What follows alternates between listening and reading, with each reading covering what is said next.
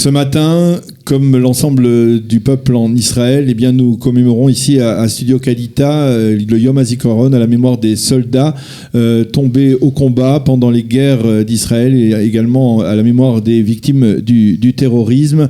Et ce matin, nous allons évoquer le souvenir d'un soldat qui est tombé pendant la première guerre du Liban en juin 1982. Il s'agit d'Yitzhak Madar, Zichrono Livracha, Yitzhak Madar, qui était l'un des responsables du Bnei Akiva en France au début des années 80, avant de faire son Aliyah et de tomber au combat quelques mois plus tard, donc dans les combats sur à l'est du Liban. Nous allons y revenir et nous allons évoquer son souvenir aujourd'hui avec celle qui a été sa femme pendant 9 mois, Isabelle Tark. Bonjour, merci d'être venu ce matin. Et nous sommes ici également avec Marc-Olivier Schechter. Bonjour Marco, vous avez été pendant de nombreuses années un ami très proche d'Yitzhak Madar. Alors ensemble, nous allons évoquer son souvenir, nous allons essayer de mieux découvrir sa personnalité pendant les quelques minutes qui suivent à sa mémoire, en son honneur, parce que c'est important de le faire également. Yitzhak Madar, je le disais, était un pilier du Bnei Akiva de France. Nous allons revenir avec vous, Isabelle, sur sa jeunesse. Yitzhak Madar, on peut le dire, vient d'une famille religieuse pratiquante, puisqu'il était le fils du grand rabbin Yaakov Madar, qui était une des grandes figures du judaïsme français d'après-guerre, qui était Dayan au Beit Din de Paris et qui était d'origine tunisienne, bien entendu. Alors on va peut-être voir derrière nous des photos d'Yitzhak Madar très jeune, même dans son enfance. J'espère qu'on va la voir, cette photo d'Yitzhak Madar à Tunis. Oui, Yitzhak est né à Sfax, en Tunisie. Et en fait, il est le fruit d'une union entre l'Orient et l'Occident, son père venant de Tunisie et sa mère venant d'Allemagne. Il est né donc à Sfax. Vers 2 ans, ils sont revenus à Paris. Le rabbin Madar a travaillé au consistoire, au Beit Din. Il a fait ses études au séminaire rabbinique et le rabbin Madar a toujours été fier de dire que Yitzhak a appris l'hébreu avant de lire le français. Il lisait déjà l'hébreu. Ensuite, il a fait sa scolarité. Il a fait sa scolarité à Lucien de Hirsch et ensuite à Yavne. Il était 1 an à Yavne et de la 3e à la terminale. Il a étudié à la Yeshiva de Montreux, qui était la première yeshiva sioniste qui existait, et c'était la 4e promotion de la Yeshiva de Montreux. Oui, alors effectivement, je dois dire que c'est là aussi que j'ai eu le plaisir de le connaître. J'étais en classe de seconde, lui était déjà en classe de terminale. Pour lui... sur le plan des expériences et de l'expérience sioniste et sioniste religieuse, ce passage à la Yeshiva de Montreux, c'était particulièrement important? Oui, ça a été très important. Ils étaient un groupe très homogène. Ils étaient un groupe assez important. Donc du Bnei Akiva. Du Bnei Akiva et des gens de Strasbourg, etc. Donc dans cette classe, il y avait pas mal d'élèves. Yitzhak faisait partie du cours des élèves qui étaient déjà plus expérimentés. Il était très érudit. Et ce passage à la Yeshiva de Montreux, incontestablement, a marqué sa vie. Marco Schechter, vous l'avez connu très jeune, Yitzhak. Racontez-nous un peu des souvenirs d'enfance. Alors moi, c'est plutôt l'enfance tardive, parce que je suis rentré au Bnei Akiva en fait à partir de la seconde. J'étais dans un autre mouvement qui n'a pas su avoir son rendez-vous avec l'histoire, donc je suis passé au Bnei Akiva en seconde, et c'est comme ça, et c'est à ce moment-là que j'ai fait connaissance avec Yitzhak en tant que d'abord un très bon copain, et puis petit à petit, avec le temps, j'ai appris à découvrir Yitzhak sous ses différentes facettes. Alors justement, parlons des traits de caractère d'Yitzhak. Yitzhak, on va dire célibataire avant qu'il ne rencontre Isabelle et qu'il ne se marie avec elle. Comment le présenter Yitzhak Madar? D'abord quelqu'un d'avenant, sympathique, bon copain, quelqu'un sur lequel on pouvait compter vraiment dans toutes sortes. Quand on avait besoin de lui, il était toujours là, très, très généreux de sa personne, quelqu'un très fidèle. Très très fidèle, ça je l'ai vu à ce moment-là déjà dans notre jeunesse, on va dire, mais après aussi avec les années, quelqu'un qui était toujours là, quand elle est bien, quand elle est un peu moins bien, il savait toujours être là et venir te rendre visite, te partager avec toi, donner. C'était une personne d'une forte personnalité, on peut dire, hein, avec un certain charisme. Au niveau, c'était un charisme silencieux. C'est-à-dire que c'était pas un meneur dans le sens vulgaire du mot. Oui. Il avait des idées bien arrêtées et je pense qu'il a influencé beaucoup de gens quand il était madrich de la madrich Arshara, juste avant que les jeunes qui sont en terminale et qui veulent venir, qui veulent partir en Israël. Il était passionné d'histoire et l'histoire de la Shoah faisait partie de ses lectures très, très fortes. Je rappelle que sa mère est née en Allemagne et ses parents ont été déportés à Auschwitz. C'est pas un sujet dont on parlait à la maison, mais le sujet était quand même très présent. Et c'est vraiment, je veux dire, si on fait le lien entre Yom HaShoah et Yom HaZikaron, je veux dire, c'était vraiment c'était très très très présent.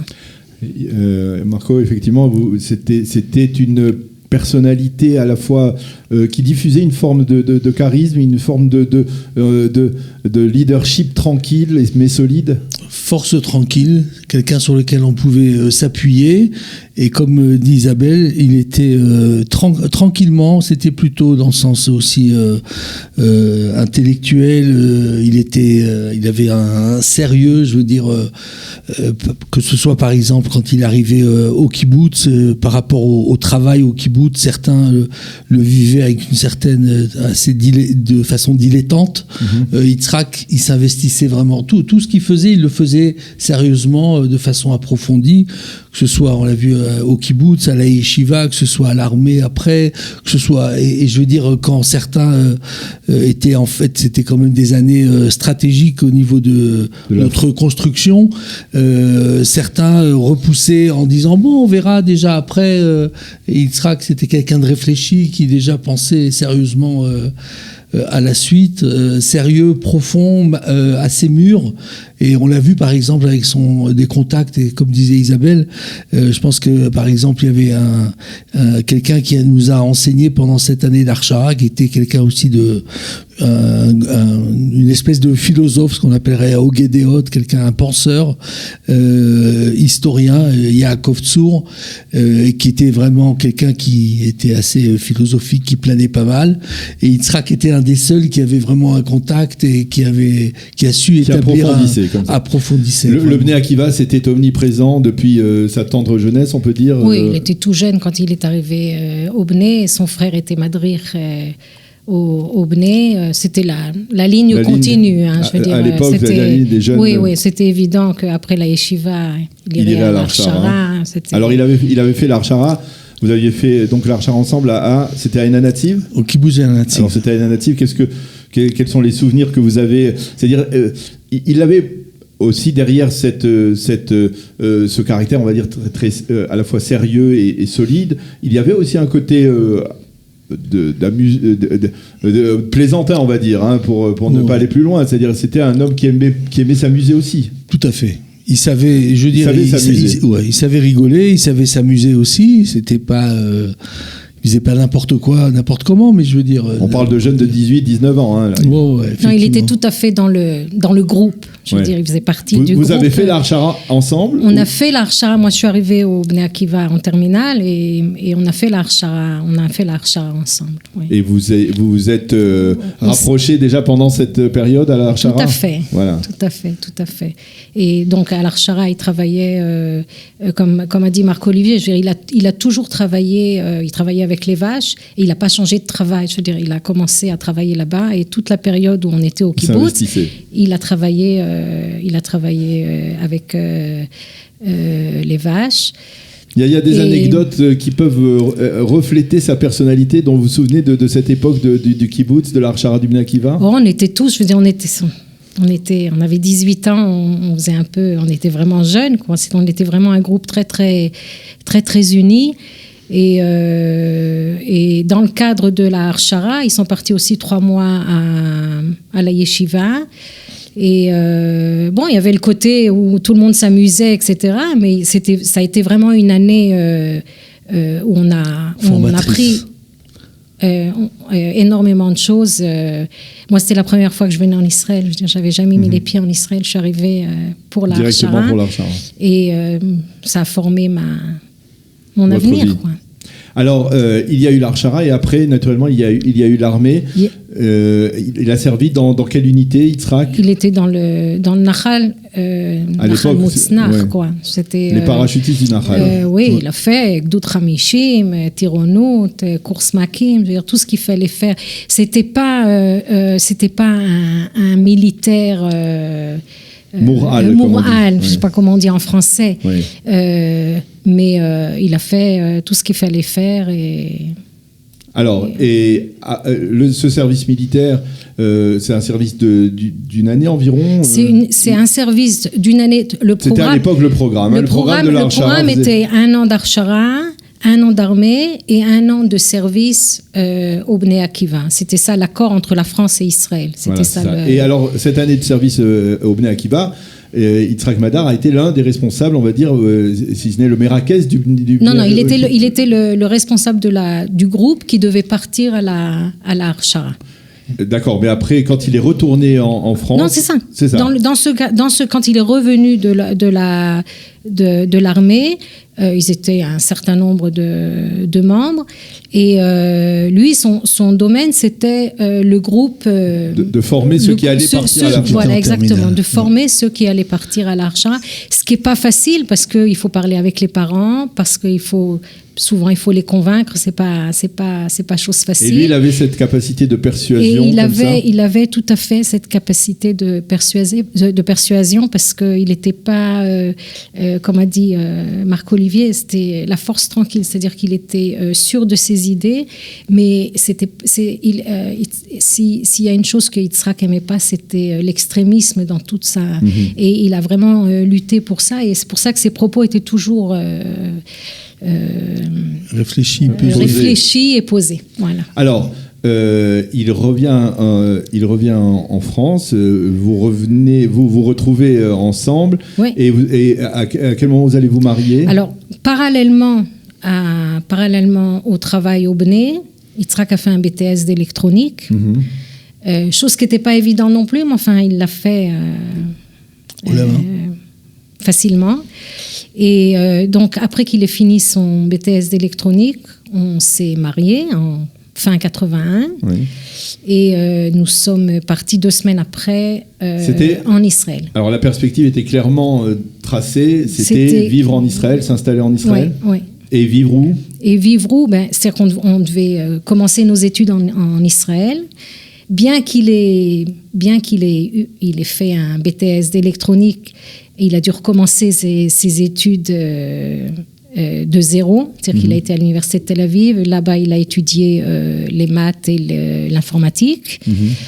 Et donc, lui, il étudiait à l'université de Tel Aviv. Moi, j'étudiais à Bar Ilan.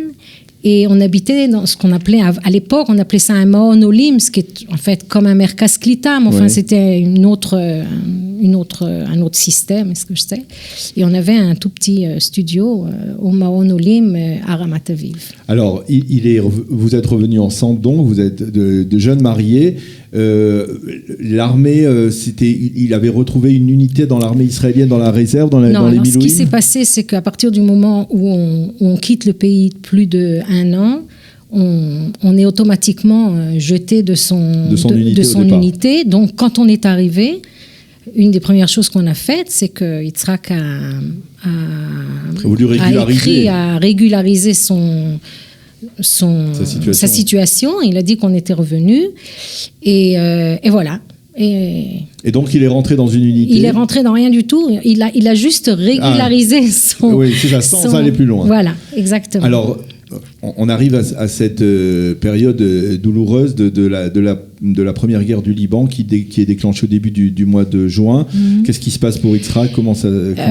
Ça, c'est l'histoire kafkaïenne par excellence. Comme il n'avait pas fait de période militaire, la guerre a été déclarée le 6 juin, c'était un Shabbat. Et Motzei Shabbat, on était dans notre petit appartement. Quelqu'un frappe à la porte en uniforme et lui dit Tzav Shmoné. Maintenant, il faut comprendre le contexte. Moi, Tzav Shmoné, je ne savais pas ce que c'était. Je vois Yitzhak qui commence à organiser ses affaires. Il est parti avec lui. Je lui dis, mais qu'est-ce qui se passe? Il me dit, ça doit être un exercice, quelque chose comme... Personne ne savait. Hein. On n'avait pas la télévision non plus, on avait la radio, mais enfin, on n'avait pas... Puis c'est le Motzei Shabbat, on avait entendu des avions. Et dans le Maon Olim, il y avait c'était une station de regroupement de forces militaires. Donc, on avait vu beaucoup de militaires. On ne savait pas très bien ce qui se passait. Et il est parti. Et il m'a téléphoné après, je sais pas, peut-être 1 heure après, en me disant qu'il fallait que je lui ramène des affaires, parce qu'il n'avait pas pris assez d'affaires. Donc, j'ai été lui rapporter des affaires dans un autre centre de regroupement. Et voilà. Et en fait, il a été affecté à une unité qu'il ne connaissait pas, et l'unité, il ne connaissait pas non plus. Et ils sont partis au Liban. Tout de suite. Ils sont partis au Liban tout de suite. Et vous avez eu des nouvelles de lui? On n'a absolument reçu aucune nouvelle. Il faut comprendre aussi le contexte. Il n'y avait pas de portable. Nous, on n'avait pas de téléphone à la maison. Il y avait un téléphone public au Maon Olim. Et on n'a reçu absolument aucune nouvelle. Les premiers jours, personne n'a reçu de nouvelles, mais petit à petit, les gens ont envoyé des bonjours, soit par lettre, soit par téléphone d'un copain, soit quelqu'un qui avait vu quelqu'un d'autre. Nous, on n'a absolument rien reçu. La famille Sommer, qui est la famille d'Yitzhak, du côté de sa mère, a essayé d'obtenir des renseignements. Ils se sont mis en contact avec le Ktsinaïr, qui est en fait l'officier. Dans chaque ville, il y a un Ktsinaïr qui est censé savoir où se trouvent les soldats. Et on n'a pas eu de nouvelles. Et on n'a pas eu de nouvelles pendant pas mal de temps. Et en fait, Yitzhak est décédé 5 jours après le début de la guerre. Mais nous, on l'a appris qu'une semaine après. Une semaine après? Une semaine après, parce que dans la précipitation, Yitzhak n'avait pas pris sa disquette. Je sais pas comment oui, la disquette, l'immatriculation. Là où il y a le numéro, etc. La plaque d'immatriculation. Ni ses chaussures. Je veux dire, ça a vraiment été complètement précipité. Et il était dans une unité qu'il ne connaissait pas. Et donc, quand ils ont été tués, les gens là-bas savaient qui il était, mais c'est pas arrivé au niveau officiel. Ça veut dire une semaine après son décès, vous l'avez appris. Et pendant tout ce temps, aucune information. Ça a été la semaine la plus catastrophique, je dirais. Comment vous avez appris?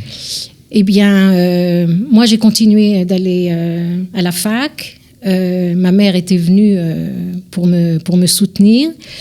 Et le jour même où on nous l'a annoncé, la tante d'Yitzhak a réussi à me joindre et me dit tu peux être tranquille, il est ni parmi les morts, ni parmi les blessés, tout va bien. Donc, c'est le seul jour où j'ai été plus calme. J'étais à la fac et en chemin de retour, je vois un groupe à la porte du Maon Olim.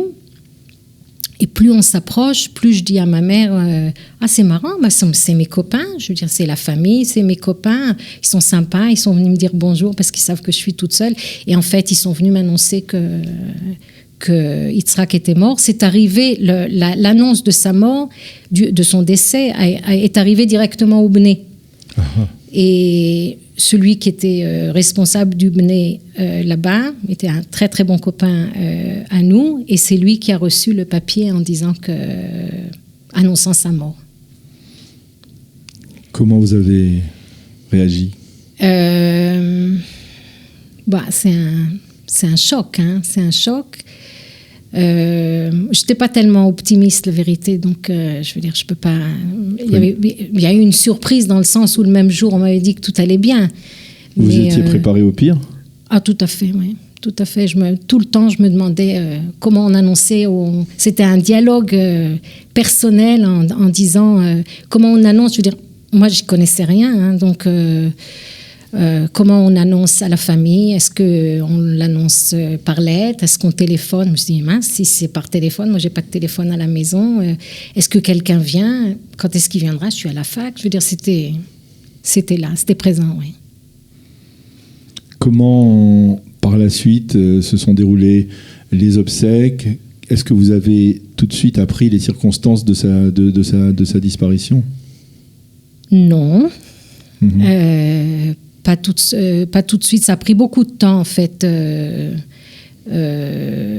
L'armée nous a pas dit tout de suite ce qui s'était, comment ça s'était il y a eu déroulé. les obsèques tout de suite après. Il y a eu dès le moment où on a su, on l'a su le jeudi, le dimanche Yitzhak a été enterré, ses parents sont arrivés le vendredi. On a fait Shiva à Jérusalem chez cette famille Sommer. Et il y a eu un représentant de l'armée qui est venu nous parler, qui a essayé de nous dire ce qui s'était passé sans nous dire ce qui s'était passé.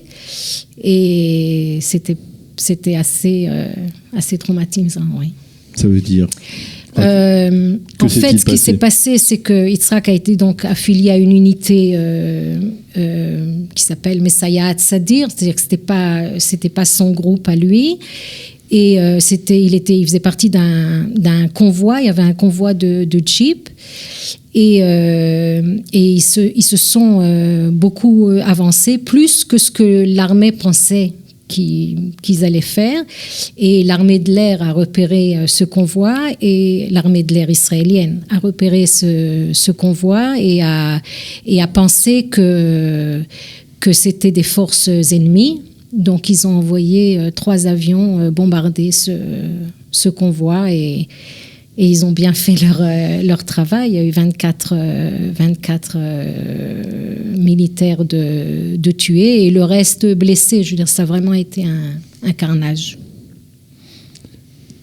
Yitzhak a été tué par l'armée de l'air israélienne. Oui. Des erreurs comme ça, il y en a, j'imagine, dans chaque guerre. Je veux dire, on ne fait pas d'omelette sans casser deux, comme on dit. Et je pense que si ça s'était passé maintenant, on l'aurait su tout de suite, vu les médias, vu que tout se sait.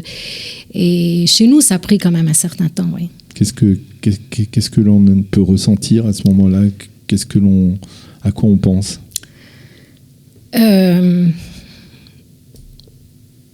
Je ne peux pas dire que j'en ai voulu à qui que ce soit, parce que vraiment, je pense que quand il y a un état de guerre, il y a des accidents, et ça a été un terrible accident. Et on essaye de s'en sortir. Marco, Comment pour moi, vous vous souvenez de cette période? Tout à fait, cette période terrible. Moi, j'étais en France, en fait, à cette époque-là, et pour des raisons de santé, j'ai pas pu venir assister ni à l'enterrement ni à la Shiva. J'étais donc coincé à Paris. Et on s'est retrouvés quelques-uns, donc d'abord, je veux dire, c'est terrible de toute façon, mais je veux dire, en plus de vivre ça tout seul et sans les copains, c'était assez dur, j'avoue. Et on s'est retrouvés quelques-uns qui étaient à Paris pour différentes raisons, et on s'est beaucoup rapprochés, retrouvés ensemble pour essayer de vivre ça à plusieurs. C'était un petit peu plus facile. Et jusqu'au jour où d'ailleurs Isabelle est venue une fois à Paris, qu'on s'est retrouvés, des retrouvailles absolument chez Madame. Voilà, très fortes. Et voilà. Et puis après, à partir de là, donc c'est créé, on va dire, je sais pas comment dire, je veux dire, tout ce qu'on appelle une antsachat, où en fait naturellement c'était pas quelque chose de réfléchi, je veux dire, où on a commencé à vivre avec ce manque terrible, se retrouver à Herzl dans les différentes occasions, etc. Et voilà, et au fil des années, on continue à se retrouver, une famille, on va dire la famille plus élargie, entre sa famille effectivement biologique, les copains, etc. Et voilà, ça fait beaucoup d'années, mais je veux dire, on continue, c'est toujours encore présent, très présent. C'est toujours présent, Isabelle? C'est toujours présent. Plus de 37 ans. Oui, c'est toujours présent. Il faut dire que les gens qui m'ont soutenu, c'est bien évidemment mes parents, ma famille, les parents d'Yitzhak avec lesquels, je veux dire, son père est décédé depuis plusieurs années, mais j'ai un contact permanent avec la famille, la famille Madar, surtout avec la maman d'Yitzhak. Et les amis et les copains, je veux dire, il faut voir qu'à l'époque, personne ici n'avait de famille et que les copains, c'était la famille. Et c'était un soutien très présent. Vous avez décidé de continuer à vivre par la suite? Comment vous avez... Je me suis remariée après 9 ans. Et j'habite au kibbutz. On a formé une belle petite famille. Non, à Sde Eliyahu, à côté. Le kibbutz à côté. Le kibbutz El Nativ a été très présent aussi pendant toute cette période. Je veux dire, c'était un des endroits où j'allais passer des Shabbatot et là j'ai refondé une famille, et mon mari et moi et nos 3 enfants. Une très belle famille, d'ailleurs. C'est vrai. Comment, à partir de là, peut-on perpétuer le souvenir? Je dois dire que c'est tout le temps présent. Alors, je peux pas dire que je perpétue, mais on vit à côté. On vit avec et à côté. On vit avec et à côté. Alors, Marco, comment, de votre point de vue, au niveau des amis, il y a eu une volonté d'essayer de se souvenir d'Yitzhak, de la personne qu'il était, peut-être dans le cadre du Bnei Akiva ou d'autres forums auxquels il était important, peut-être même la Yeshiva de Montreux, qui, si je ne m'abuse, avait publié une Zera Yitzhak, une brochure avec des articles. Oui, il y a eu un certain nombre. Alors de nouveau, il y avait les choses, on va dire, organisées, comme par exemple un Bet Knesset, une synagogue à Jérusalem qui a pris qui porte le nom de Yitzhak. Il y a eu ça, des choses organisées, mais je dis à part ça, de façon tout à fait naturelle, les bons amis, c'est encore une chose qui nous a rapprochés tous avec Isabelle, sa nouvelle famille, comme elle dit, et c'est comme dit Isabelle, c'est présent, c'est bien sûr pas comme pour Isabelle, mais je veux dire, c'est très présent pour nous aussi, et surtout dans ces occasions particulières de Yom HaZikaron, des jours de la Haskara où on se retrouve, et puis d'autres occasions qui nous permettent de rappeler son souvenir ou de le revivre. Vous en parlez parfois avec votre famille, avec vos enfants? Tout à fait. Je veux dire, ma belle-mère vient chez nous très souvent. En général, pendant la période des fêtes, elle est chez nous, Chol HaMoed. On va chez elle. Mes enfants étaient à Paris, ils ont dormi chez elle. Je veux dire, on est très... on a élargi la famille.